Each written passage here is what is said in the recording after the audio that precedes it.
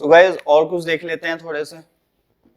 जैसे we have m minus n, ठीक है, लिखा हुआ है a to the power m minus n, तो इसको मैं लिख सकता हूँ a to the power m into a to the power minus n। सही है, a to the power m into a to the power minus n। अब minus n को नीचे लेके आ सकता हूं और ये बन जाएगा क्या, n, a to the power m upon a to the power n। Clear? तो मैं बिल्कुल इस चीज को ऐसे भी लिख सकता हूं। ओके, अच्छा इसमें अगर किसी को कंफ्यूजन है तो लिख देता हूं a to the power let say minus p, a की पावर क्या है माइनस p, तो इसको कैसे लिखते हैं a to the power p, तो 1 upon a to the power p लिख सकते हो। नेगेटिव पावर नीचे आ जाती है, जैसे जैसे 2 की power minus 3 is nothing but 2 की पावर 3, 1 अपॉन 2 की power 3 that is 1/8। Clear? Okay okay. अच्छा अब यहां पे एक बात ध्यान रखनी है आपको, a should not be equal to 0, a 0 नहीं होना चाहिए, ठीक है, a 0 नहीं होना चाहिए। ऐसा क्यों, तो वो अभी हम आगे डिस्कस करेंगे, a 0 क्यों नहीं होना चाहिए, क्या होता है क्या नहीं, ठीक है। नेक्स्ट अगर मैं कहूं, मेरे ख्याल से हो ही गए हैं सारे। a माइनस वो m माइनस n देख लिया हमने, ये देख लिया है, तो बस ठीक है,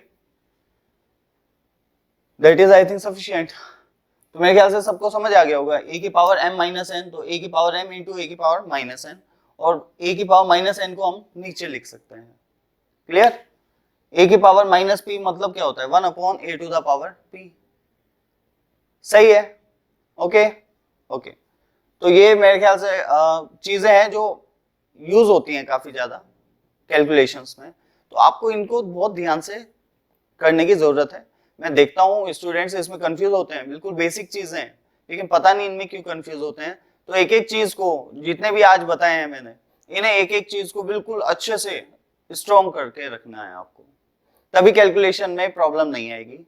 अदरवाइज क्या होता है, कोई क्वेश्चन है उसे सॉल्व कर रहे हैं, कैलकुलेशन भी समझानी पड़ रही है, तो एटलीस्ट हमें कैलकुलेशन ना समझानी पड़े, इसके लिए आपको ये बेसिक चीजें पता होनी चाहिए। क्लियर? ओके, तो अब बात कर लेते हैं थोड़ी सी कि a 0 नहीं होना चाहिए, ऐसा क्यों। ठीक, तो उसका रीजन समझो। देखो 1 अपॉन 0, अगर मैं बात करूं 1 अपॉन 0 की, तो क्या आना चाहिए, सही है, तो बात को समझना, ये डिवीजन कैसे होती है इसके बारे में थोड़ा सा बता रहा हूं, 1 अपॉन 0 के बारे में।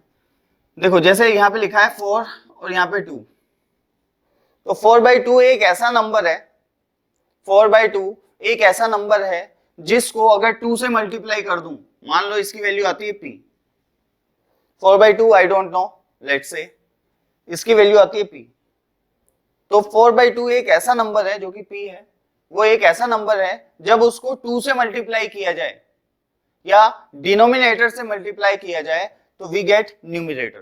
व्हाट? वी गेट न्यूमरेटर, ठीक है। तो division of any two numbers, let's say कुछ भी हो सकता है, मान लो मैंने कह दिया a/b, तो अगर a/b एक ऐसा नंबर है, a/b एक ऐसा नंबर है जिसको अगर b से मल्टीप्लाई करूं, b क्या, b फॉर बॉल, जिसको अगर b से मल्टीप्लाई करूं तो a मिलना चाहिए। क्लियर? तो व्हाट डज इट मीन, ये a इक्वल टू क्या होना चाहिए, b इंटू p। ऐसे ही मेरे से किसी ने पूछा कि 4/2 कितना होगा, तो मैंने कहा यार ऐसा कौन सा नंबर है जिसको मैं 2 से मल्टीप्लाई करूं और 4 मिल जाए, तो 2 2 2 4, तो आंसर कितना आ जाएगा 2। बात समझना मेरी बिल्कुल, 16 डिवाइडेड बाय 2। मैंने कहा यार ये 16/2 एक ऐसा नंबर है जिस नंबर को अगर 2 से मल्टीप्लाई करूं तो ये मिल जाता है ऊपर वाला, तो ऐसा कौन सा नंबर है, 8, 8 2 16, ओके, तो आंसर कितना आ जाएगा 8। ये बात तो यहां तक समझ आ गई, ठीक है ना, ओके। अब देखो 1/0, अगर मैं बात करूं 1/0 की, तो 1/0 भी बिल्कुल वही डेफिनेशन को फॉलो करना चाहिए। क्या कि 1/0 एक ऐसा नंबर है जब वो डिनोमिनेटर से मल्टीप्लाई किया जाए तो क्या मिल जाए, न्यूमरेटर। तो मान लेते हैं अगर ये p है तो p की वैल्यू क्या हो सकती है कि अगर मैं 0 से उसे मल्टीप्लाई करूं तो 1 मिल जाए। क्या कोई नंबर ऐसा आता है तुम्हारे दिमाग में कि मैं उसे 0 से मल्टीप्लाई करूं और 1 मिल जाए? आएगा नहीं। क्या कोई नंबर ऐसा पॉसिबल है? नहीं। बात समझ पा रहे हैं या नहीं? मैं क्या कह रहा हूं, 1/0 एक ऐसा नंबर है, ठीक है, वही चीज बता रहा हूं जिस चीज से ये करवाया मैंने भाई, कि 1/0 एक ऐसा नंबर है अगर उस नंबर को डिनोमिनेटर मतलब 0 से मल्टीप्लाई करूं तो न्यूमरेटर मतलब 1 मिल जाए। तो मतलब 0 into P is equal to 1, 0 into P is equal to 1 हो जाए। तो क्या कोई ऐसा p पॉसिबल है जो 0 के साथ मिलके 1 बना ले? नहीं पॉसिबल है। इसका मतलब 1/0 की वैल्यू क्या होगी? कुछ भी नहीं। इसे बोलते हैं नॉट डिफाइंड। क्या बोलते हैं इसको? Not defined. याद रखेंगे डिनोमिनेटर में कभी भी अगर 0 आ जाए, क्या डिनोमिनेटर में कभी भी अगर 0 आ जाए तो उसे हम बोल देते हैं नॉट डिफाइंड। ये डिफाइन नहीं है, ठीक है। इसकी वैल्यू क्या है? We don't know. Clear? Okay. कुछ लोग 1/0 को इंफिनिटी बोलते हैं। क्या बोलते हैं? इंफिनिटी। ये उनकी बहुत बड़ी गलत फहमी है। 1/0 इंफिनिटी नहीं होता है। 1/0 नॉट डिफाइंड है, जो हमें पता ही नहीं है। इंफिनिटी का क्या मतलब होता है? Infinity is nothing but the symbol. क्या है? सिंबल है। Nothing but the symbol which represents a very big number। ठीक है। Infinity is nothing but the symbol which represents a very big number. एक सिंबल है, इंफिनिटी कोई number नहीं है, ठीक है। ये क्या है? एक सिंबल है जो कि रिप्रेजेंट करती है एक बहुत बड़ा नंबर। तो तुम लोगों ने सबने सुना ही होगा इंफिनिटी। तो इंफिनिटी के बारे में मैं आपको बता रहा हूं कि एक बहुत बड़ा नंबर अगर कोई है तो उसको रिप्रेजेंट किया जा सकता है किससे? इंफिनिटी से। कितना बड़ा नंबर? बहुत ही ज्यादा बड़ा, जिसे सिर्फ हम इमेजिन कर सकें या हमारी इमेजिनेशन से भी परे कह दें, इतना बड़ा नंबर, ठीक है, इंफिनिटी। ओके भाई, जिस नंबर को लिखा जा सके वो इंफिनिटी नहीं होगा ऑब्वियसली। जिस नंबर को ना लिखा जा सके वो इंफिनिटी है। अब ऐसे समझो, जो हमारी अप्रोच से परे हो उसे हम बोल देते हैं इंफिनिटी। जैसे मैं यहां पे बैठा हूं, ठीक है, मान लो पुराने टाइम की बात है, पुराने टाइम की बात है, जो लोग इंडिया में रहते थे उनके लिए अमेरिका या ऑस्ट्रेलिया जो है वो क्या था? इनफाइनाइट, क्योंकि उनकी अप्रोच से परे वो जा ही नहीं सकते वहां पे। पुराने टाइम की बात कर रहा हूं जब एरोप्लेन या कुछ भी मतलब संसाधन नहीं थे वहां पे जाने के, राइट। लेकिन अभी फिलहाल वो इन्फिनिटी नहीं है हमारे लिए, ठीक है। अभी कौन है? अभी इन्फिनिटी हम बोल सकते हैं अपने लिए, मेरे लिए मून एक इन्फिनिटी है। यार वहां पे जाना तो पॉसिबल नहीं है, सही बात है, लेकिन लोग वहां पे भी जा चुके हैं तो वो उनके लिए नहीं है। सन, यस, इनफाइनाइट डिस्टेंस पे है हमारे से। क्लियर? हम बोल सकते हैं इतनी दूर है। अगर मैं अप्रोच करना चाहूं, सन पे जाना चाहूं तो इनफाइनाइट डिस्टेंस है या इनफाइनाइट ही टाइम लगेगा। क्लियर? तो ऐसा है कुछ भाई, मुझे कितना टाइम लगेगा अगर मैं वहां पे जाना चाहूं, ठीक है, कोई भी एक ऐसी जगह जो इन्फिनिटी डिस्टेंस पे हो, तो इन्फिनिटी टाइम लगेगा। इन्फिनिटी बोलने से क्या मतलब है कि बहुत ज्यादा टाइम लगेगा, बहुत ज्यादा, जिसका कुछ कहा नहीं जा सकता। सही बात है ना? ठीक है, तो ये होता है इन्फिनिटी। जैसे एक चींटी है, उस एक चींटी के लिए अगर मैं बात करूं गोंडल में रहते हुए, अगर मैं बात करूं कि वो एक प्लेस पे है, ठीक है, आपके घर के किसी कॉर्नर पे है, ओके, और उसको गेट पे पहुंचना है। कहां पे? गेट पे, जो मेन डोर है उस पे जाना है। तो वो डिस्टेंस भी उसके लिए इनफाइनाइट हो सकती है। सही बात है या नहीं? उसके रेस्पेक्ट में कितनी दूर है वो, समझ पा रहे हो? बहुत ज्यादा दूर है, ठीक है। और आपकी सिटी का एक प्लेस एंड कोई दूसरा प्लेस जो कि मान लेते हैं 1 किलोमीटर अवे है आपसे, ठीक है, उस सिटी के लिए जो वो आपके बराबर में है, राइट, उसके लिए वहां 1 किलोमीटर दूर इज लाइक इनफाइनाइट। बात समझ गए? तो ये रेस्पेक्टिव थिंग भी है, ये डिपेंड करती है पर्सन टू पर्सन, इनफाइनाइट। एक बंदा है जिसके लिए मनी में देख लो, एक बंदा है जिसके लिए 1 करोड़ रुपए इनफाइनाइट है, बहुत ज्यादा है, और एक बंदा है जिसके लिए वही 1 करोड़ रुपए कुछ भी नहीं है। बात समझ पा रहे हो? तो ये चीज है इनफाइनाइट, आप समझ पा रहे होंगे अब, ठीक है। तो इनफाइनाइट तो एक सिंबल है जस्ट जो रिप्रेजेंट करता है एक बहुत बड़ा नंबर, ओके ओके। तो अब अगर कोई बोले कि भाई 1 अपॉन इन्फिनिटी क्या है, 1 अपॉन इन्फिनिटी, तो लोग बाग 0 भी बोलते हैं इसको, 1 अपॉन इन्फिनिटी को। लेकिन मैं तो आपको ऐसे बताऊंगा कि भाई 1 अपॉन एक बहुत बड़ा नंबर, वो बात सही है, वो 0 की ओर जाएगा, लेकिन infinite is nothing but the symbol. क्या है? सिंबल। जब ये सिंबल है, समझ रहे हो, जब ये सिंबल है तो इसको 0 बोलना सही है क्या? 1 अपॉन इन्फिनिटी को 0 बोलना सही है क्या? इट इज लाइक, देखो, my name is Vishal, right, और विशाल का मतलब भी बहुत बड़ा होता है, ठीक। तो अगर मैं ऐसा बोल दूं 1 अपॉन विशाल, तो क्या मैं 0 बोल दूंगा कि इसको? ये तो कोई मैथमेटिकल टर्म थोड़ा ही है, समझ रहे हैं? भाई विशाल अगर ये बता रहा है कि बहुत बड़ा नंबर है तो मैथमेटिकल टर्म थोड़ा ही है, लेकिन ये तो सिमिलरली 1 अपॉन इन्फिनिटी को 0 बोलना भी एक सेंसिबल चीज नहीं है। लेकिन मैथमेटिक्स में हम कुछ जगह 1 अपॉन इन्फिनिटी को 0 लेंगे, लेकिन वो सेगमेंट अलग है, वहां पे इसका मीनिंग थोड़ा सा अलग जाता है। एक चैप्टर आएगा लिमिट्स, ठीक है, वहां पे 1 अपॉन इन्फिनिटी हम लेते हैं 0, उसके रीजंस हैं, ठीक है। अदरवाइज ध्यान रखें 1 अपॉन इन्फिनिटी अगर हम ऐसे लिख रहे हैं तो इसका कोई सेंस नहीं है, ये एक सिंबल है जस्ट, तो 1 अपॉन विशाल टाइप में है, ये और कुछ नहीं है, ओके। तो इसे 0 बोलना सही नहीं है, ये भी क्या है? नॉट डिफाइंड है। क्या है? नॉट डिफाइंड, ठीक है। तो 1 अपॉन इन्फिनिटी भी नॉट डिफाइंड है, 1 अपॉन 0 भी नॉट डिफाइंड है। कुछ लोग 1 अपॉन 0 को इनफाइनाइट बोलते हैं, लेकिन नहीं, इनफाइनाइट नहीं होता है 1 अपॉन 0, ठीक है।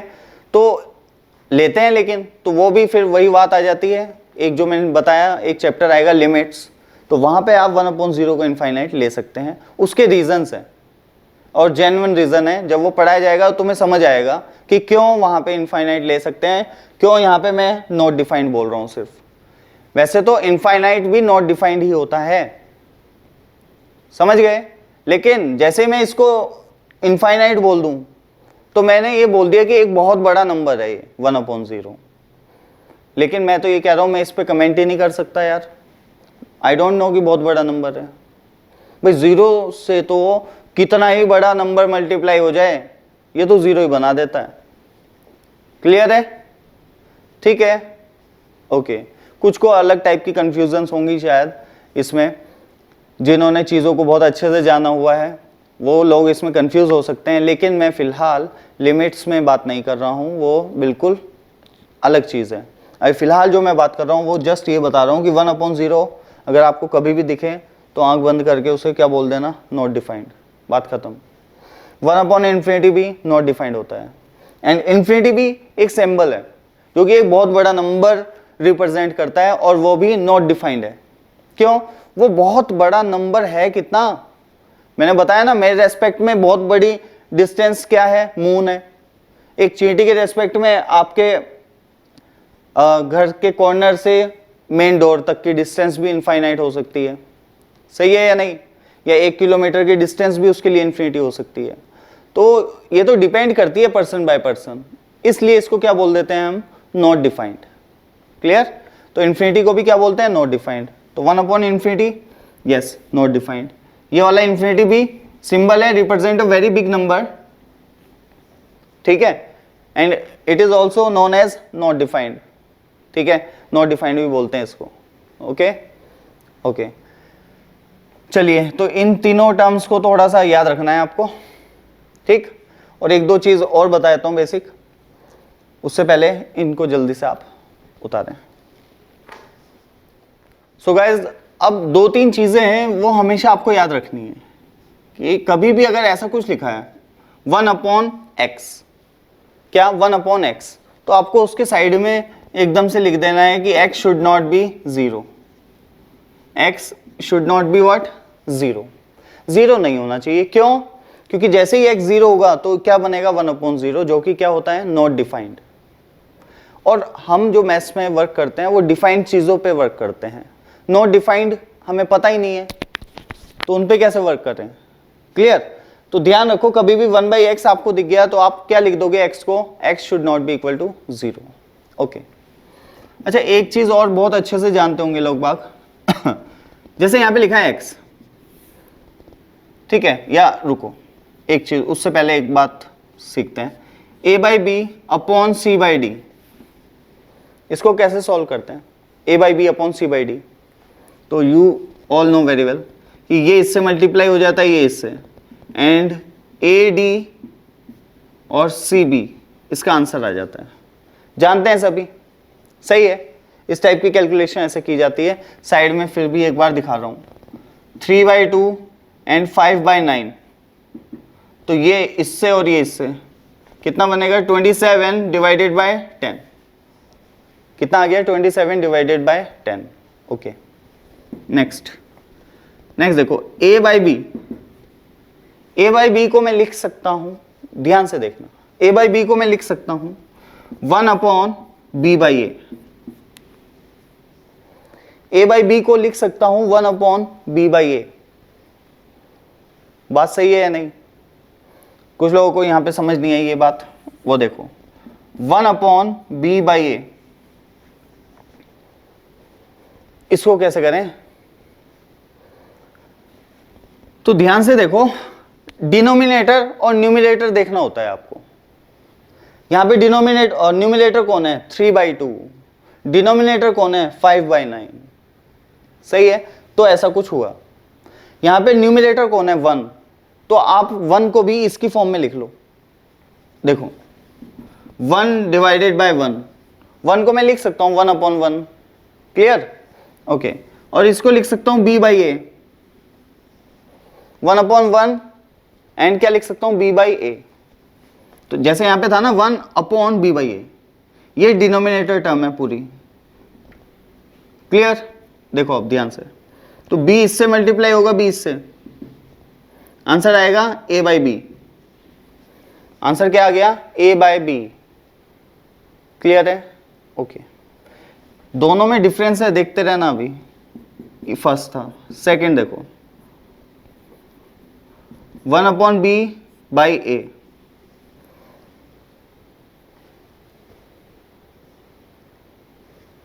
इसको सेम मत समझना, ये सेम शायद लग रहा होगा, 1 अपॉन b/a, 1 अपॉन b/a, ठीक है, अलग है। यहां पे न्यूमिनेटर कौन है? 1 अपॉन b, और डिनोमिनेटर कौन है? a। जब एक भी टर्म कुछ इस टाइप में लिखी हुई हो कि समथिंग अपॉन समथिंग, न्यूमिनेटर या डिनोमिनेटर में से कोई भी एक कुछ ऐसा लिखा हो, समथिंग अपॉन समथिंग, तो दूसरे वाले को भी ऐसे ही लिख लो, 1 upon b divided by a/1, ऐसे लिख लो। मैं ये क्यों पढ़ा रहा हूं? ये इसलिए पढ़ा रहा हूं कंफ्यूज ना हो। कुछ लोग बिना बात इन चीजों में कंफ्यूज होते हैं जो हमने 10th तक पढ़ी है, तो ऐसी कंफ्यूजन ना आए, इसलिए ये बेसिक्स में क्लियर करने की कोशिश कर रहा हूं। ओके ओके, तो मैं क्या कह रहा हूं, ये दोनों चीजें सेम लगती हैं कुछ लोगों को, क्या? 1 अपॉन b/a और 1 अपॉन b/a, दोनों में डिफरेंस है, वो मैं दिखा रहा हूं। मैं क्या कह रहा हूं, कभी भी अगर आपके पास ऐसा हो, एक नंबर दिया गया है जिसमें न्यूमिनेटर और डिनोमिनेटर, न्यूमिनेटर तो एक जस्ट एक इंटीजर है, क्या है? जस्ट एक इंटीजर, लेकिन डिनोमिनेटर इंटीजर नहीं है, सही है, डिनोमिनेटर इंटीजर नहीं है। मान लो वो किसी फॉर्म में लिखा हुआ है b बाई ए की फॉर्म में, क्या b बाई ए की फॉर्म में, और न्यूमिनेटर तो जस्ट 1 लिखा हुआ है, तो जो इंटीजर है ना उसे भी b बाई ए की फॉर्म में बनाओ, उसी टाइप की फॉर्म में बनाओ। तो 2 को लिख सकता हूं 2 बाई 1, 3 को लिख सकता हूं 3 बाई 1, सही है। तो ऐसे, तो मैंने 1 को लिख लिया 1 बाई 1, और नीचे वाला तो as it is b by A. तो मुझे समझ आ गया कौन कहाँ पे मल्टीप्लाई होगा, b से b, वो b किससे होगा 1 से, और a किससे होगा 1 से। तो ये तो ऊपर आ गया a, और b नीचे आ गया, तो a बाई b आ गया आंसर। या तो आप डायरेक्ट याद रखो 1 upon b by a equal to a by b, बात खत्म, ठीक है। लेकिन अब यहाँ पे देखो 1 बाई b बाई a, इस बार न्यूमिनेटर कौन है 1 बाई b, और डिनोमिनेटर कौन है a, जो कि मैं बोल रहा था ना इंटीजर, ठीक है। तो मैंने क्या किया, जो इंटीजर है उसको भी किस फॉर्म में बना लिया, उसी फॉर्म में, समथिंग अपॉन समथिंग। तो a को लिख लिया a बाई 1। अब फिर से वही तरीका लगाओ, ये इससे कितना आएगा 1 अपॉन बी ए, कितना 1 अपॉन बी ए। तो यू कैन सी ये है 1 अपॉन बी ए और ये है a बाई बी। तो इन बातों को ध्यान रखें भाई, इनमें कंफ्यूज नहीं होना। तो a बाई बी को लिख सकता हूं 1 अपॉन बी बाई ए, यहां पे देखा हमने, ठीक है। तो 1 upon B by A is equal to a by B, इसी चीज को ऐसे लिख दिया। Next 1 upon B by A, 1 upon B by A, ठीक है, is equal to 1 upon B A, क्या 1 अपॉन बी ए। तो ये बात तुम्हें समझनी चाहिए, 1 अपॉन बी बाई ए कितना है 1 अपॉन बी ए, और 1 upon B by A is equal to a by b. यहाँ पे न्यूमिनेटर 1 है, डिनोमिनेटर है b बाई ए। यहाँ पे न्यूमिनेटर है 1 by a, sorry 1 by b, और न्यूमिनेटर है, वेट, यहाँ पे न्यूमिनेटर है 1 बाई बी और डिनोमिनेटर है a। क्लियर। तो दोनों चीज़ें बिल्कुल डिफरेंट हैं, देखने में थोड़ी बहुत एक जैसी लगती हैं लेकिन नहीं है, और दोनों के आंसर्स आएंगे अलग। ओके, तो इन चीज़ों का थोड़ा सा बेसिक्स है, इन्हें याद रखें। ये बात मेरे ख्याल से सबको समझ आ गई होगी। क्लियर है? ओके, उसको भी देख लेना। वैसे वो चीज़ मैंने यहाँ पे लिख दी है, ठीक। तो उधर से मैं हटा रहा हूँ और फिर थोड़ा सा और एक्सटेंड करते हैं इस डिस्कशन को, और एक दो चीज़ें और लिख देते हैं। जैसे मैं कहूँ कि a लिखा हुआ है a, ठीक है। a को मैं लिख सकता हूँ 1 अपॉन 1 बाई ए, क्या 1 अपॉन 1 बाई ए। सही है या नहीं? ये सभी को मेरे ख्याल से समझ आ रहा होगा। फिर भी नहीं आ रहा तो एक बार देख लो, इसमें न्यूमिनेटर 1 है और डिनोमिनेटर है 1 बाई ए।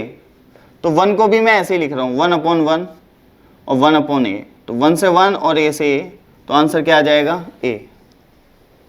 इसका मतलब कि दोनों सेम है, इससे ये प्रूव कर दिया मैंने, दोनों सेम है। तो अब a को आप हमेशा लिख सकते हो क्या, a को क्या लिख सकते हो 1 अपॉन 1 बाई ए। लेकिन there is a restriction, what, a should not be equal to 0। a 0 नहीं होना चाहिए, ठीक है। क्यों? देखो, अगर इधर की बात करूं, इधर a अगर 0 हो गया तो कोई प्रॉब्लम नहीं है, ठीक। लेकिन अगर इधर a 0 हो गया, जो आपने इसको ऐसे लिखा, और यहाँ पे a 0 है, तो क्या बनेगा देखना, 1 अपॉन 1 बाई 0, क्या बन गया 1 अपॉन 1 बाई 0। और 1 अपॉन 1 बाई 0, 1 बाई 0 क्या होता है, नॉट डिफाइंड। तो इसकी वैल्यू आ पाएगी क्या, कुछ नहीं, ये क्या बन जाएगा, नॉट डिफाइंड। 1 अपॉन 0 क्या होता है, नॉट डिफाइंड, और 1 अपॉन नॉट डिफाइंड क्या होगा, वो भी नॉट डिफाइंड। तो ओवरऑल कभी भी आप ये तरीका लगाएंगे तो हमेशा क्या लिखेंगे, a should not be equal to 0। तभी ये अप्लाई कर सकते हैं आप, किसी भी नंबर को ऐसे लिख सकते हो। तब कोई भी x या y कुछ भी दिया है, मान लो लिखा है x, ठीक है, लिखा है x को लिख दिया 1 अपॉन 1 बाई एक्स, तो आपको साइड में लिखना पड़ेगा x should not be equal to 0। सबसे पहली बात ये ध्यान रखें। दूसरी बात, इस पे ही आ रहा हूं जो अभी यहां पे वर्कआउट किया हमने, x बाय वाई। अगर आपको लिखा हुआ है x बाय वाई, तो इसको देखते ही जैसे ही लिखा हुआ है x बाय वाई, तो मैंने एक चीज साइड में लिख दी कि y should not be equal to 0। सबसे पहले तो क्योंकि y अगर 0 हो गया तो ये क्या हो जाएगा, नॉट डिफाइंड। क्या हो जाएगा, नॉट डिफाइंड। ये बात तो क्लियर होगी कि भाई यहां पे y क्या होना चाहिए, नॉट इक्वल टू 0। ठीक है, ध्यान रखना डिनोमिनेटर में कभी भी 0 नहीं बनना चाहिए। ओके, अब देखो मैं क्या कर रहा हूं कि x बाय वाई को क्या मैं ऐसे लिख सकता हूं, x by y, yes. a by B को क्या लिख सकते हैं, 1 अपॉन बी बाई ए, वही चीज है। ओके, लेकिन अब यहां पे देखो प्रॉब्लम क्या आई, सॉरी x बाय वाई नहीं, y by x. a by B को क्या लिख सकते हैं, 1 अपॉन बी बाई ए, तो y बाई एक्स। अगर मैं ये ना लिखता, अभी फिलहाल इसे मैं बात कर रहा हूं कि y क्या होना चाहिए, 0 नहीं होना चाहिए। अच्छा, x 0 हो सकता है क्या, हाँ हो सकता है, क्या दिक्कत है।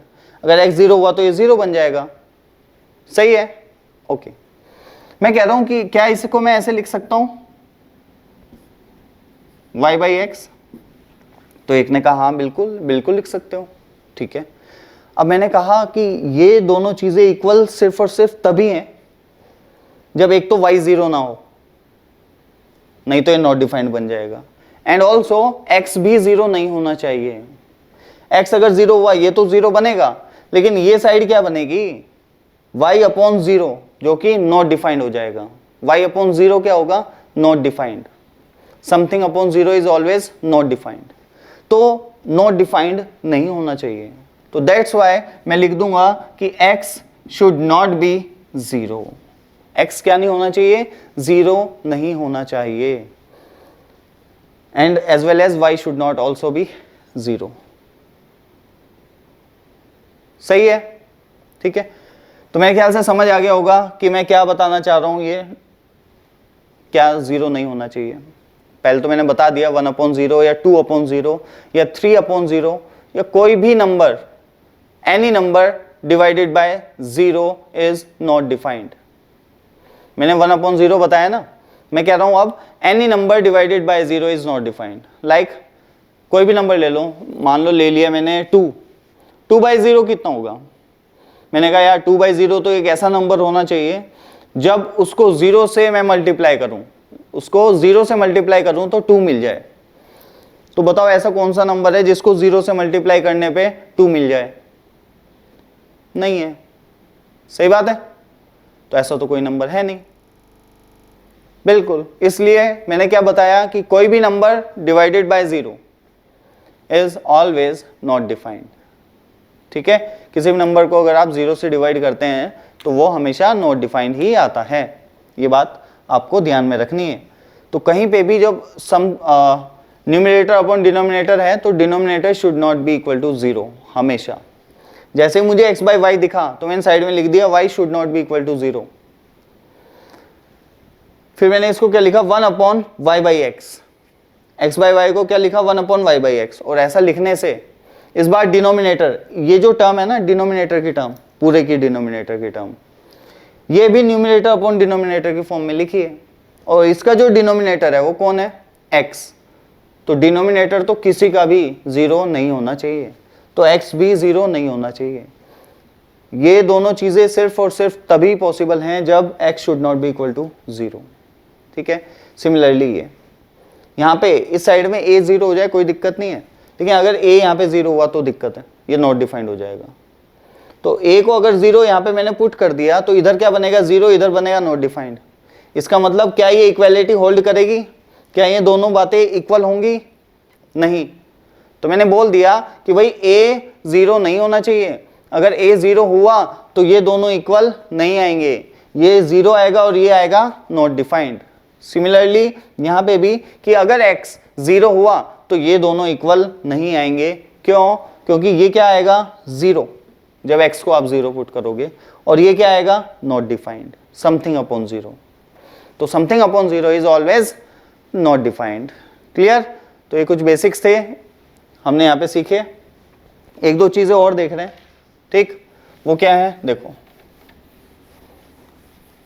ये तो सबको पता ही है वैसे। तो जैसे कोई भी नंबर है a, उसकी पावर 0 हमेशा क्या होती है 1, हमेशा क्या होती है 1। तो किसी भी नंबर की पावर 0 हमेशा क्या हो जाएगी 1। क्लियर? जैसे क्यों, ऐसा क्यों? तो ऐसे देख लो, 2 टू द पावर 4 कितना होगा 16, 8, 4, 2 एंड 0। देखो पावर्स को एक एक कम कर रहा हूं, एक एक कम कर रहा हूं या नहीं? ठीक है, अब ध्यान से देखना, ये 16 है, 16 से 8 कैसे मिला? जब 16 को 2 से डिवाइड किया तो 8 मिल गया, फिर 8 को 2 से डिवाइड किया तो 4 मिल गया, 4 को 2 से डिवाइड किया तो 2 मिल गया, 2 को 2 से डिवाइड करूंगा तो क्या मिलेगा 1। तो यू कैन सी पैटर्न। ठीक है, तो ये पैटर्न के जरिए मैंने तुम्हें आपको बताया है कि क्यों है, क्या है। अदरवाइज और हम बाद में देखेंगे, लोगरिथम में भी हम थोड़ा सा इसे कनेक्ट कर सकते हैं। लोगरिथम भी हम जल्दी ही पढ़ेंगे, ठीक है, उसकी प्रॉपर्टीज कैसे उस पर वर्कआउट करते हैं, कैसे नहीं। तो मेरे ख्याल से आज का लेक्चर समझ आया होगा और चीज़ें इंटरेस्टिंग भी मिली होंगी काफ़ी, क्या होना है क्या नहीं होना है। अभी नेक्स्ट लेक्चर में और कुछ ऐसी चीज़ें देखेंगे, कुछ इंटरेस्टिंग चीज़ें। ओके, तो अभी के लिए इतना ही।